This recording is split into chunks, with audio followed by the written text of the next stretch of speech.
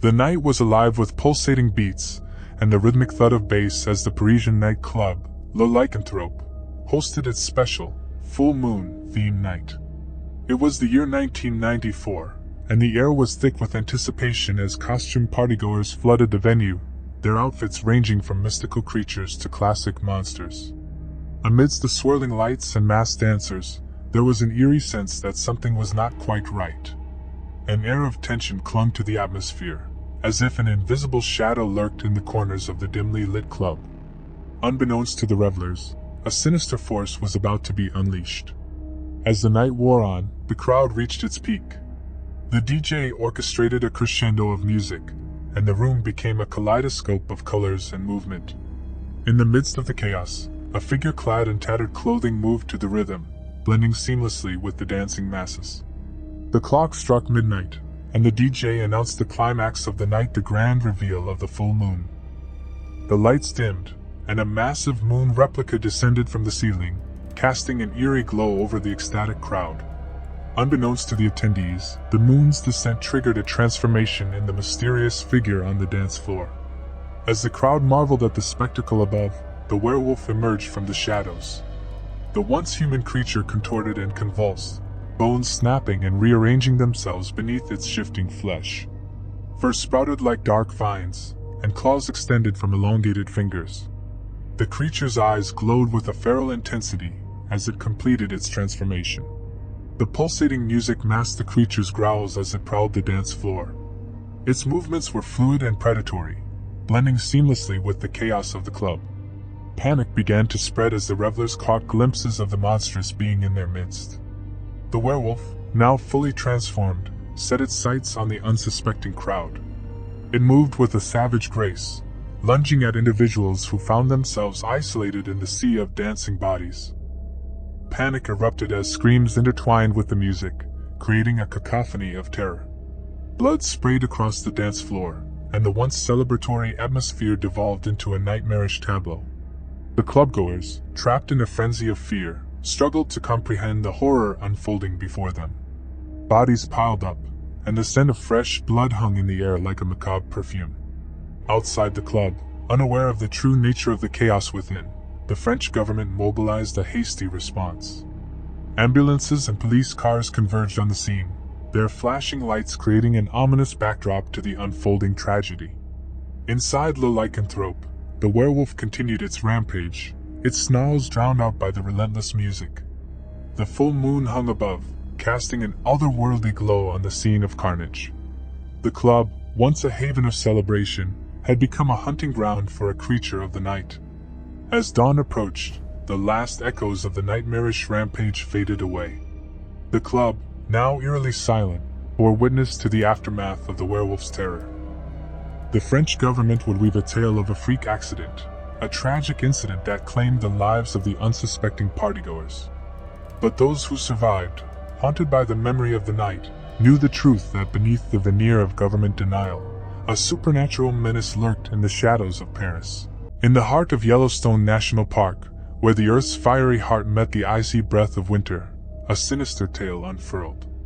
It was the year 1876, a time when the untamed wilderness still whispered secrets to those who dared to venture within its grasp.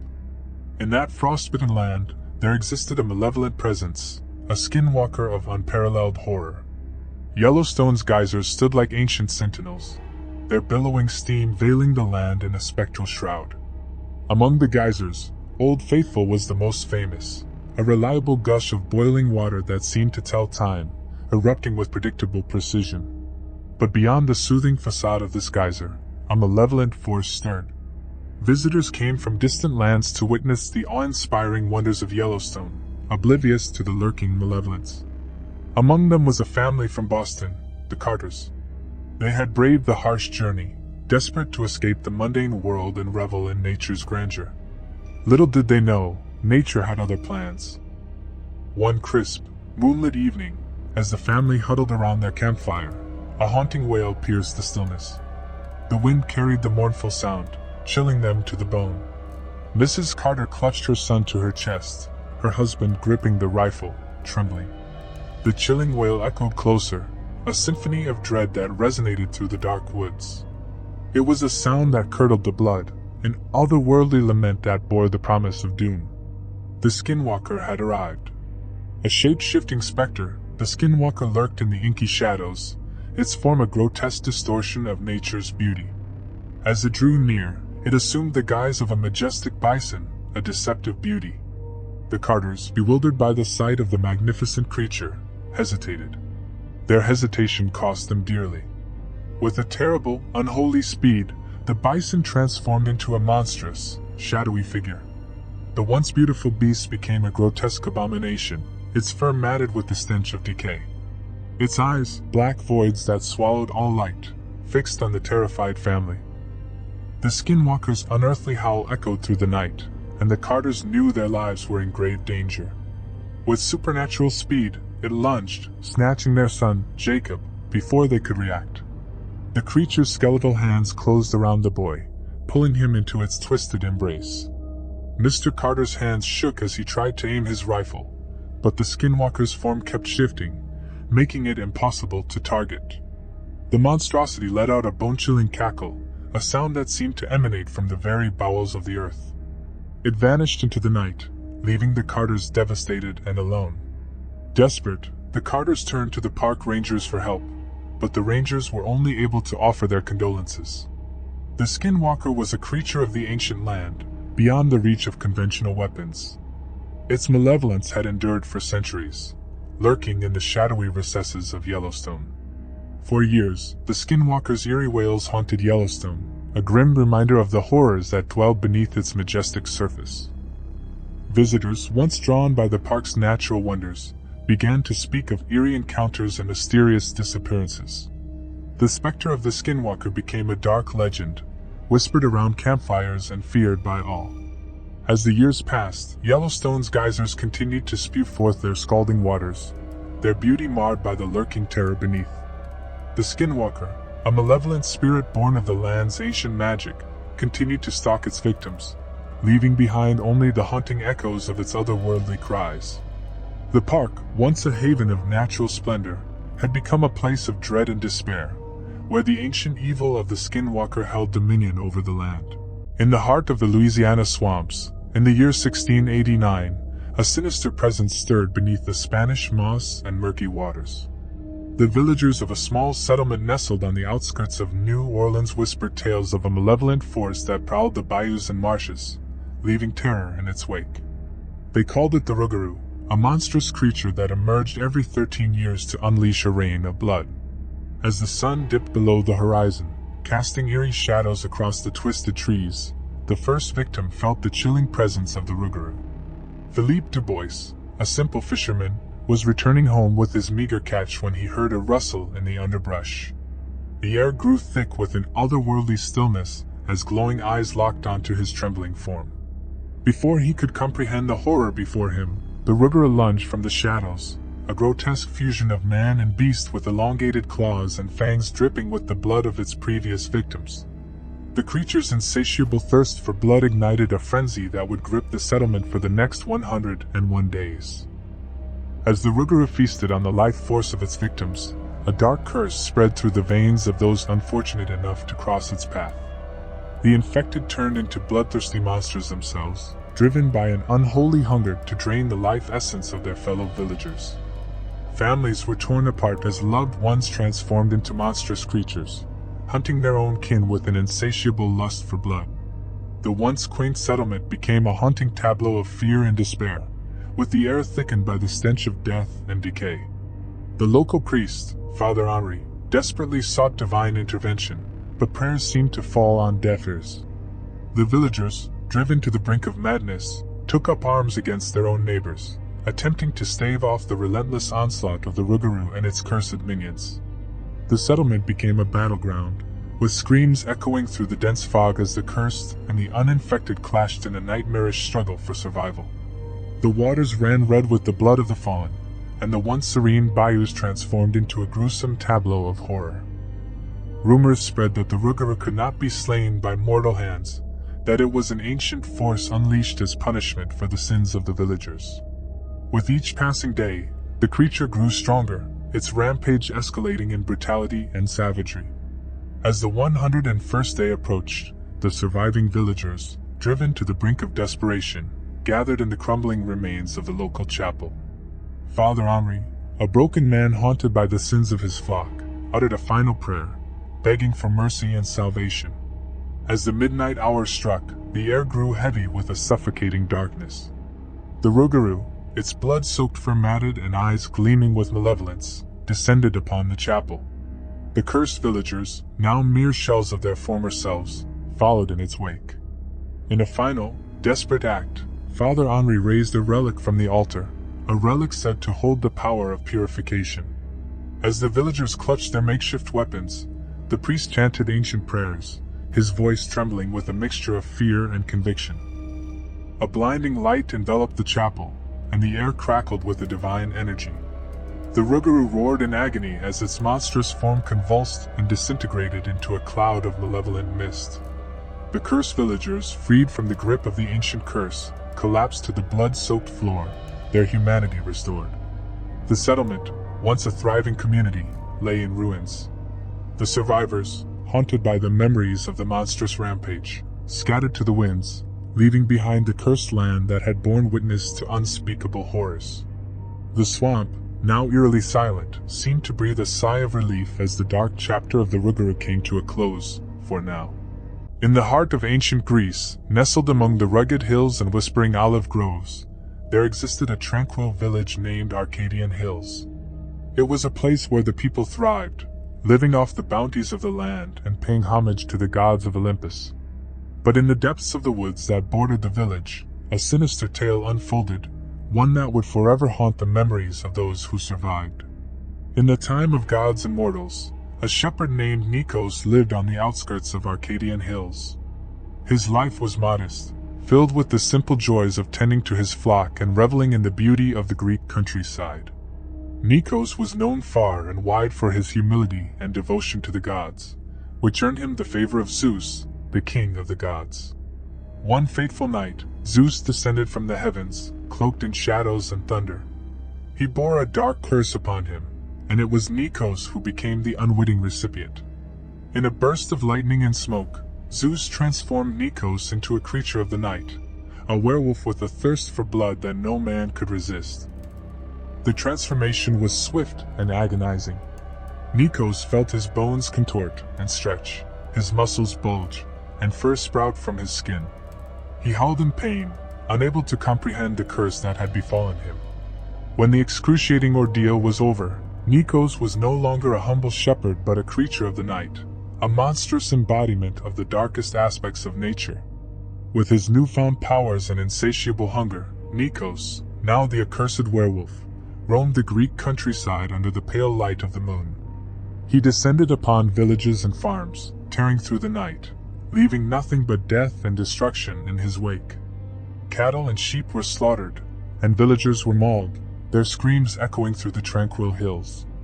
As word of the terrible menace spread, panic and despair gripped Arcadian Hills.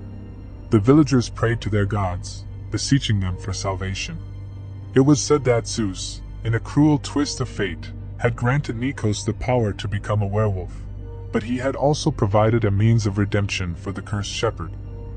One brave and righteous warrior, named Callias, took up the challenge. Armed with the blessings of Apollo, the god of light, Callias ventured deep into the haunted woods. He sought the werewolf with a heart filled with valor, knowing that only by ending the creature's torment could he save his homeland. The confrontation between Callias and the werewolf was a battle for the ages, a clash of divine power and monstrous fury. The woods trembled as the two combatants met under the moonlit canopy, and the night seemed to hold its breath. With the strength of the gods and the bravery of a true hero, Callias finally overcame the werewolf. In a flash of divine light, Nikos, the once humble shepherd, was freed from the curse that had consumed him. His human form was restored, and his spirit was released from the shadow of the beast. The terror that had haunted Arcadian Hills was quelled, but the scars of the werewolf's rampage would forever mark the countryside. It served as a chilling reminder of the capriciousness of the gods and the darkness that lurked in the hearts of even the most devout. The tale of the werewolf of ancient Greece became a legend, a lesson to all who dared to tempt the wrath of the gods, and a testament to the enduring power of heroes who rise to confront the most terrifying of nightmares.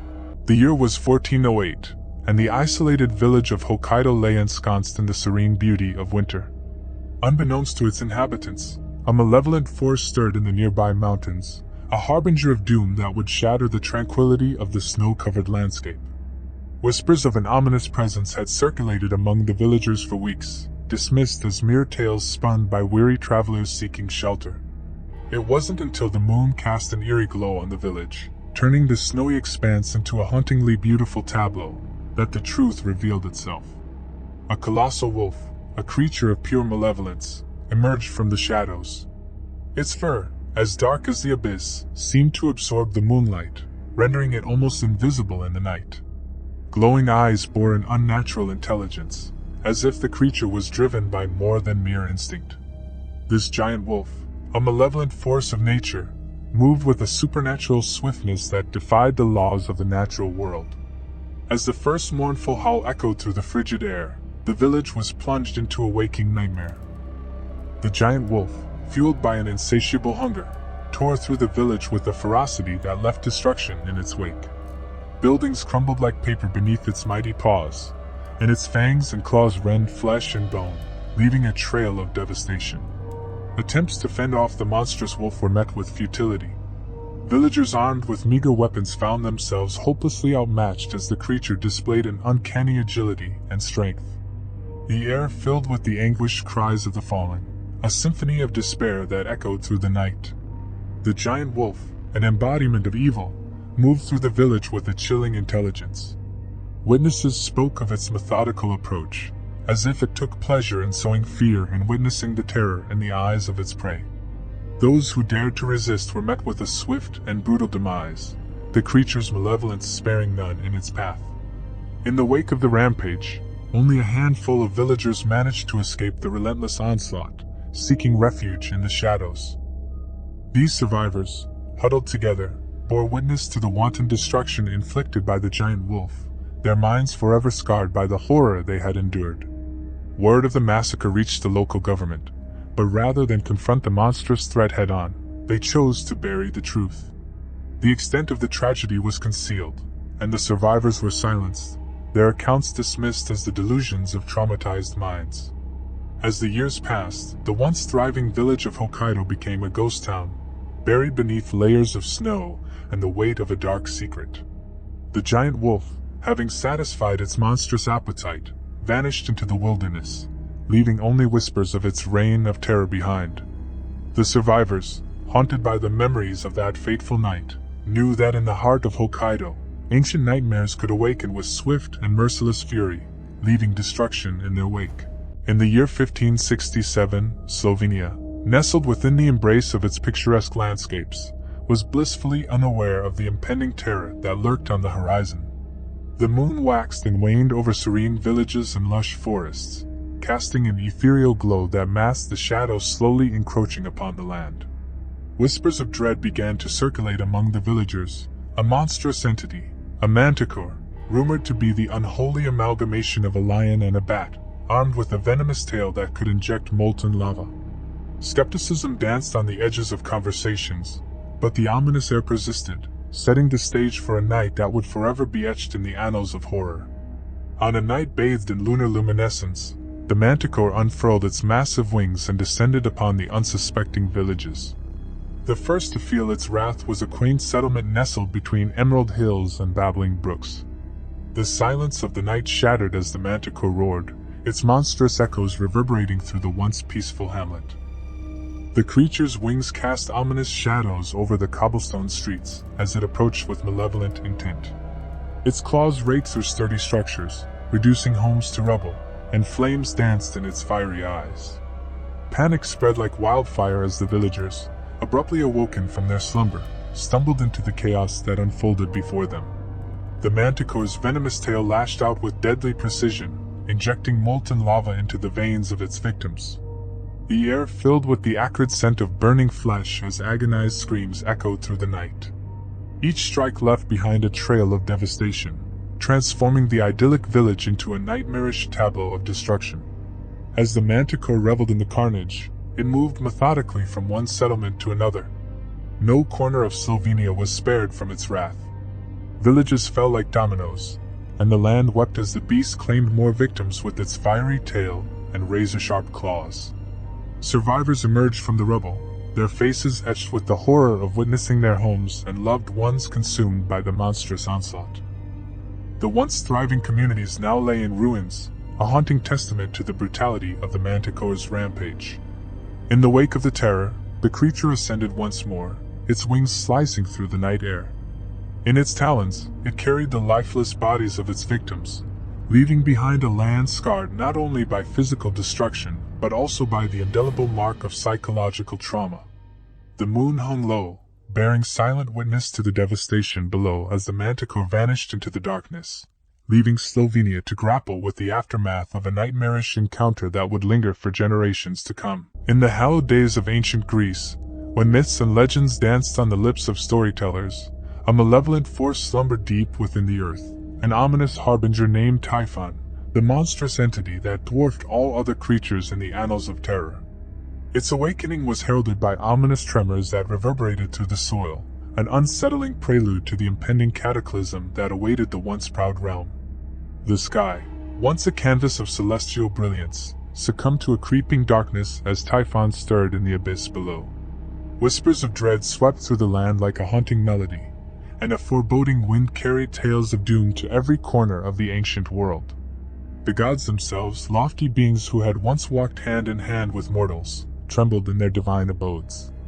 As the colossal form of Typhon emerged from the depths, a grotesque amalgamation of 1,000 serpentine heads writhing in a symphony of malevolence, the heavens wept. Its eyes, like smoldering embers, cast an unholy glow that struck terror into the hearts of even the bravest souls. The earth quaked beneath its massive bulk, and the air itself seemed to thicken with an indescribable malevolence. Typhon's immortality was a testament to the inexorable power of chaos and darkness. Legends whispered of an invincible hide, impervious to the mightiest of weapons, and an insatiable hunger that drove the monster to consume all that lay in its path. The very gaze of its fiery eyes could chill the blood and petrify the stoutest of warriors. City after city crumbled before Typhon's wrath. Temples that once stood as monuments to the gods were reduced to rubble, and the statues of the divine lay shattered, their once glorious forms now mere echoes of a forgotten era. Even the Olympian deities, accustomed to the adoration of mortals, cowered in the celestial realms, for Typhon's might surpassed even their godly prowess. The people of Greece, once proud and defiant, found themselves reduced to trembling shadows. Desperation spread like a noxious fog, thick with the scent of despair. It seemed as though no sanctuary could withstand the monstrous onslaught of Typhon, and the very foundations of the world trembled beneath its inexorable advance. As Typhon devoured all in its path, the hunger within it grew insatiable. It did not merely consume the flesh and bones of its victims, it devoured their very essence, leaving behind a desolate void where life once flourished. The once thriving lands turned into a barren wasteland, a haunting testament to the voracious appetite of the monster of monsters. Typhon's reign of terror persisted unabated through the centuries. The world plunged into an eternal night, where the sun dared not show its face, and the moon wept silver tears for the desolation below. Those who dared to resist were swept away like dust in the wind, their struggles in vain against the unstoppable force of the monster that seemed to defy the very fabric of reality. Then, as mysteriously as it had emerged, Typhon receded into the depths from whence it came. Around 500 AD, the world it left behind bore the scars of its malevolence: ruined cities, shattered civilizations, and a people haunted by the memory of a terror that defied all reason. The once mighty civilization of Greece lay in ruins, its glory extinguished by the breath of the ancient terror. The memory of Typhon lingered like a dark shadow in the dreams of those few who survived, a haunting reminder that even in the age of gods, there existed a force beyond reckoning, one that devoured all in its path, leaving nothing but darkness in its wake. In the year 1602, Syria bore witness to a series of nightmarish events that would etch terror into the very soul of its settlements. Beneath the cloak of the moon, its glow obscured by ominous clouds, the land became a theater for a monstrous entity, the Lizard Man. Its scales, reminiscent of obsidian, shimmered in the dim light, and its eyes burned with an otherworldly fire that seemed to pierce through the veil of reality. The creature struck under the cover of darkness, its presence announced only by the guttural growls that sent shivers down the spines of those unlucky enough to hear. The attacks were swift and merciless, leaving no survivors to recount the horrors that unfolded. Entire villages fell silent, their once vibrant streets now haunted by an eerie stillness. The Lizard Man, with a malevolence that seemed to transcend the boundaries of the natural world, targeted settlements with a methodical precision. It wasn't a random spree of violence. Rather, it was as if the creature had a malevolent intelligence guiding its every move. The survivors, if any, were left to mourn the loss of their loved ones, wondering whether they were spared by luck or design. Rumors spread like wildfire among the beleaguered communities. Some spoke of the Lizard Man as an extraterrestrial envoy, a harbinger of doom sent from the distant cosmos to unleash chaos upon the unsuspecting Earth. Others, however, whispered of a curse, a tale of a man, perhaps wronged by the fates or divine entities, transformed into this monstrous abomination, compelled by a thirst for vengeance against the innocent. The attacks varied in ferocity, each settlement experiencing a unique nightmare at the hands of the Lizard Man. In one instance, the creature struck under the cover of a dense fog, its silhouette barely visible as it glided through the mist like a ghostly specter. It snatched victims from their homes, leaving behind only the chilling echo of its haunting roars. In another account, the Lizard Man descended upon a village nestled at the edge of a dense forest. Its approach was heralded by the rustling of leaves and the snapping of twigs beneath its monstrous feet. The creature, a silhouette among the towering trees, ambushed its prey with a calculated savagery, dragging the unfortunate souls into the heart of the darkened woods, where their anguished cries were swallowed by the ancient shadows. As the reign of terror persisted, the survivors, driven by a mixture of fear and resilience, gathered to seek answers. They consulted with wise elders and mystics, hoping to unravel the mystery that shrouded the Lizard Man. Each night, they huddled together, sharing tales of the creature's atrocities, praying that their makeshift defenses would be enough to thwart the impending doom. Legend whispered that the Lizard Man's power source stemmed from the souls it claimed. The innocent lives it devoured were said to be absorbed into its being, fueling its malevolence and enhancing its otherworldly abilities. This revelation fueled the survivors' desperation and determination to break the cycle, to end the creature's relentless rampage and free the stolen souls from their nightmarish fate. Armed with ancient incantations and blessed artifacts, the survivors embarked on a perilous journey into the heart of the haunted settlements. There, amidst the remnants of their once thriving homes, they confronted the Lizard Man in a battle that transcended the boundaries of the physical and the metaphysical. The air crackled with mystic energy as the cursed creature clashed with those who dared to defy its unholy reign. The night was ablaze with flashes of arcane light, each clash echoing with the collective cries of the innocent souls imprisoned within the Lizard Man's accursed form. In the end, the outcome remained shrouded in mystery, lost to the annals of time. Some claimed the Lizard Man was banished to the shadows, never to return, while others believed it still lurked in the darkness, biding its time for the next unsuspecting settlement to cross its path. And so, the legend of the Lizard Man of unknown origin persisted, a chilling tale passed down through generations, a cautionary reminder that even in the darkest corners of the world, forces beyond comprehension may lie in wait, ready to plunge the living into an abyss of eternal terror. The remnants of the haunted villages stood as silent witnesses to the horrors that unfolded, their scarred landscapes serving as a testament to the malevolent presence that once stalked their once hallowed grounds. In the summer of 1688, an archaeological expedition near the Great Pyramids of Giza uncovered a hidden chamber buried beneath centuries of sand and stone. Dr. Benjamin Hartmann, a renowned Egyptologist, led the team of researchers and excavators. They had been tirelessly searching for a long-forgotten burial site of a pharaoh, but what they found was far from their expectations. The chamber, adorned with intricate hieroglyphs and filled with relics of a bygone era, revealed an unexpected secret. At the heart of the tomb, the team discovered an ornate sarcophagus, sealed with a curse inscribed in ancient Egyptian. Dr. Hartmann, undeterred by superstition, decided to open it. As the lid of the sarcophagus creaked open, the atmosphere in the chamber seemed to thicken, and a gust of warm, rancid air escaped, carrying with it an otherworldly odor.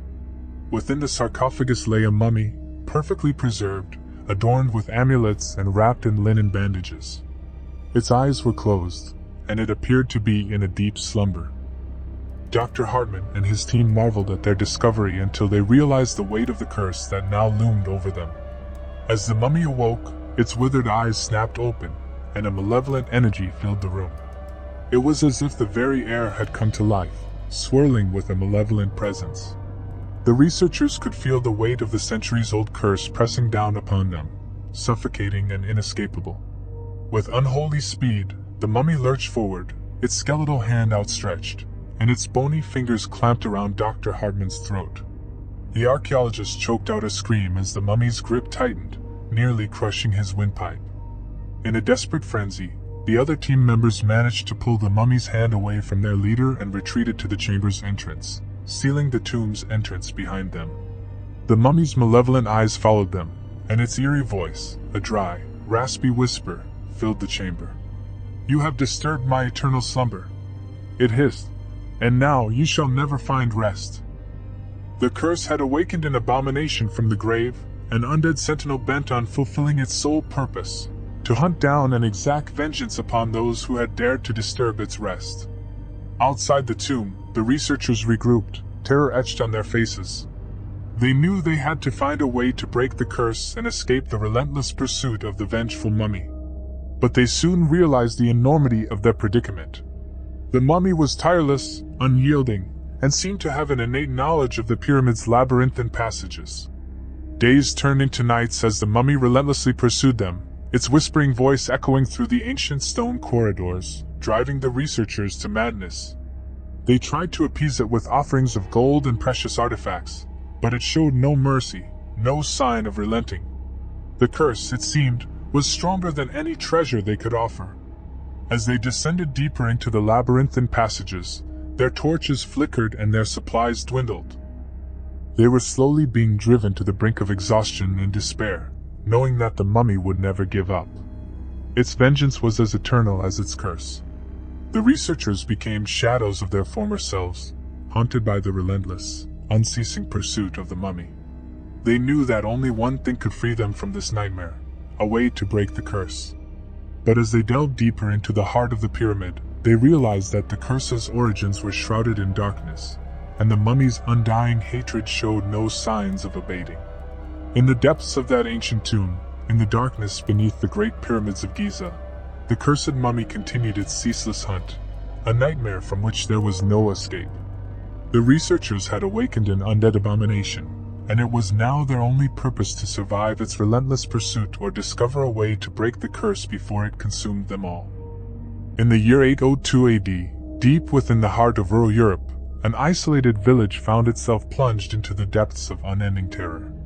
This remote settlement was tucked away in the dense, ominous forests that sprawled across the countryside. Life in this era was uncomplicated and largely dependent on the close-knit bonds of the community for survival. The villagers had always held a deep reverence for the woods, believing them to be enchanted and inhabited by ancient spirits, but little did they know the horrors that awaited them. The village had always been nestled in a shroud of mystery, but as the days grew shorter and the nights darker, an unsettling atmosphere settled upon the land. The once unfathomable fear of the forest seemed to have taken on a life of its own.